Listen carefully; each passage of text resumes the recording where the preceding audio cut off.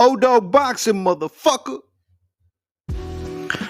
An article on the WBN, the World Boxing Network, written by a guy named Phil J, reads, and I quote, Al Haymon faces ruin as Turki Alalshikh undercuts pay-per-view prices.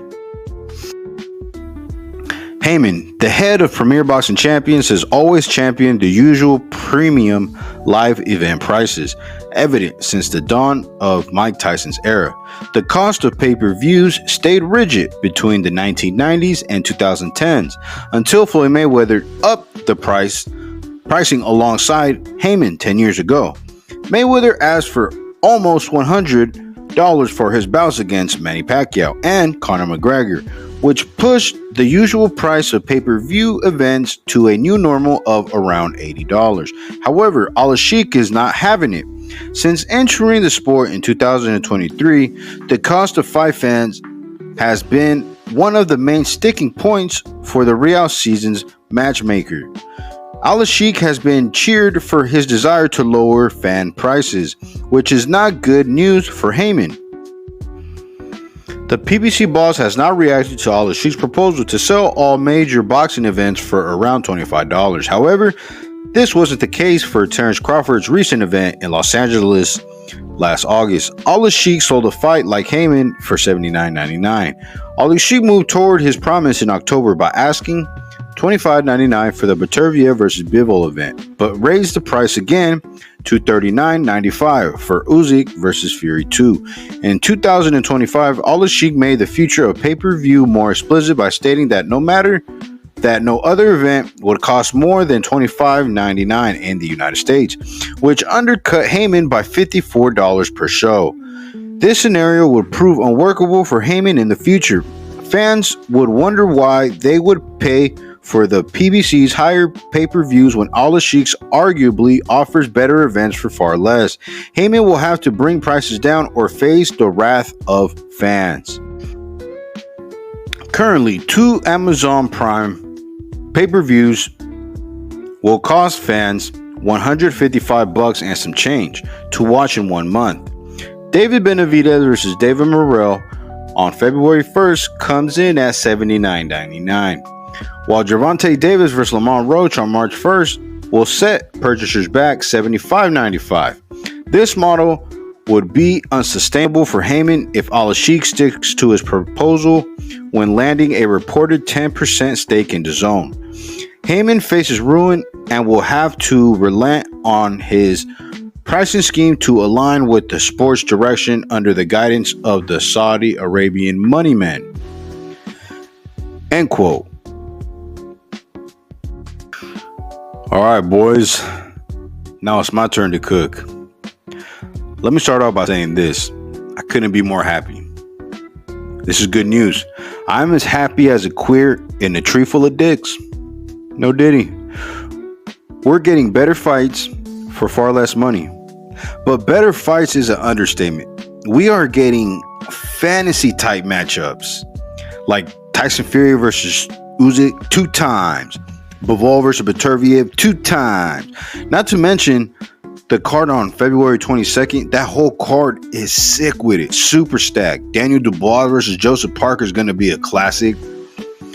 But the fight that I'm really looking forward to, the fight that I'm really excited for is the Virgil Ortiz versus Israel Madrimov fight. I think that fight is going to steal the show. But with all of those other names on that card, it's a star-studded event, so you just never know. You know, one never knows. We're just going to have to wait and see. But back to Al Haymon and the PBC facing ruin. Now, if y'all want my opinion on how I feel about this, and I'm guessing that you do because you're here, let me tell you. I could give 2 fucks about Al Haymon and the PBC. They've been tricking the boxing game for too long, in my Keyshawn Davis voice. Bro, the fights that they would put on pay-per-view was absolutely nasty work. I remember they put Andy Ruiz versus Chris Arreola on a pay-per-view. And that was a main event. Nasty, absolute nasty work. And then they put King Kong Ortiz versus Charles Martin. That was a pay-per-view, bruh. I'm talking about absolute dumpster fires, okay? Just robbing the fight fans blind. And that's why I don't feel bad for the PBC and Al Haymon. Fuck them. They are the reason why they're in ruin, not me. I did my part. Not once did I ever fire stick or stream anything. Why? Because I was stupid enough to buy all that garbage that PBC was selling us. And why? Because I am a hardcore boxing fan. I love this shit, man. But those dark, gloomy days of when the PBC reigned as a ruler, those dark days are behind us now, and better days are ahead of us.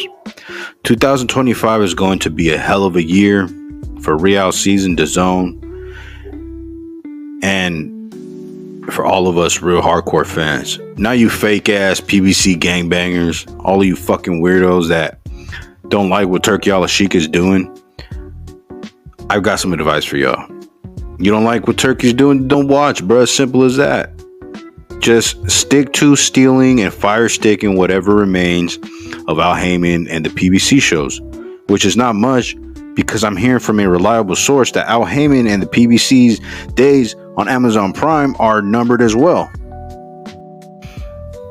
A post from Rick Glazier on X, the app formerly known as Twitter, reads, and I quote, "Being told by a rock-solid source that Amazon Prime will be dropping PBC boxing in May, as PBC has failed to hit minimum pay-per-view numbers.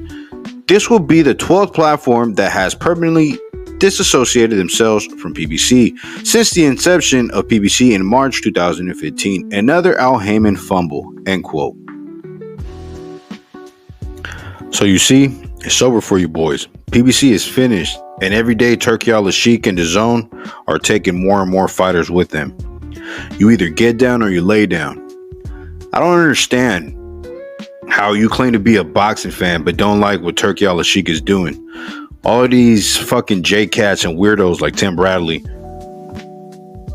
saying that Canelo Alvarez and everybody else that is going over there to work with Turki Alalshikh are just kissing the ring. When Tim Bradley, that's what you're doing over here with the white man Bob Arum and ESPN. But all of the fighters going over there to work with Turki Alalshikh to fight on Real Season, what are they really doing wrong besides hitting the road and getting their bag right? All Turki Alalshikh is doing is going to these promoters saying, "Hey, I want to see this guy fight this guy." And the promoter then says to Turki, "Okay, well, this is what these fighters are asking for." And what's wrong with that? Turki Alalshikh just wants to put on good fights. Again, I'll ask, what is wrong with that? So Tim Bradley wants to hate on Canelo Alvarez, Shakur Stevenson, and all these other fighters that are going over there to fight and and get a bag, but praise Gervonta Davis for literally doing nothing, just not going to Real Season and ducking the smoke. That's literally what he's praising Gervonta Davis for doing, for ducking the smoke.